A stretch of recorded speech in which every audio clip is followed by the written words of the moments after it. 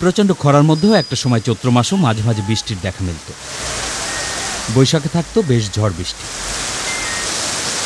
এর ফলে ৮০% সেচের পানি আসত বৃষ্টির নদ নদী বা পুকুর এবং ডোবা থেকে। সেই চিত্র এখন পুরোপুরি উল্টো। বিএডিসির সবশেষ জরিপ অনুযায়ী সেচের আওতায় থাকা প্রায় ৮০% জমিতে চাষ হয় ভূগর্ভস্থ পানি দিয়ে, আর ২০% বৃষ্টি বা উপরিভাগের পানিতে। ৮ বছর আগে সেচের জন্য ভূগর্ভস্থ থেকে ৩৫০০ কোটি ঘনলিটার পানি তোলা হলেও এখন তা ছাড়িয়ে গেছে ৫০০০ কোটি ঘনলিটার। যে প্রতি বছর ভূগর্ভ হতে সমগ্র দেশে যে পরিমাণ পানি উত্তোলন করি আর যে পরিমাণ পানি বর্ষা এবং বৃষ্টিতে মাটির নিচে চলে যায় তা ব্যালেন্স হচ্ছে না। অর্থাৎ আমরা বেশি পানি তুলছি এবং কম পানি ভূগর্ভে প্রবেশ করছে।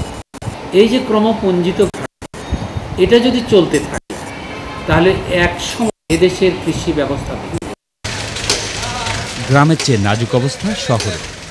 রাজধানীবাসীর চাহিদা মেটাতে ৮৭% পানি আসে মাটির নিচ থেকে, মাত্র ১৩% নদী বা উপরিভাগের পানি।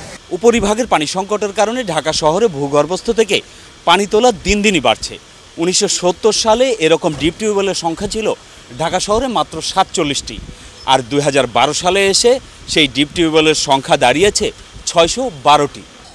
এক যুগে আশঙ্কাজনকভাবে বেড়েছে গভীর নলকূপের ব্যবহার।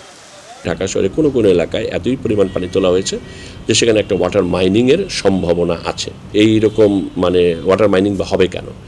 তার কারণ হচ্ছে, যদি প্রাকৃতিক পদ্ধতিতে যেভাবে ছিল তাতে যেভাবে পানি তুলছিলাম তাতে করে পানি রিচার্জ হয়ে যাওয়ার কথা ছিল বৃষ্টির পানির দ্বারা। গভীর নলকূপের সংখ্যা বাড়লেও সমস্যা তো মিটছেই না, বরং আরও নিচে নেমে যাচ্ছে পানির স্তর।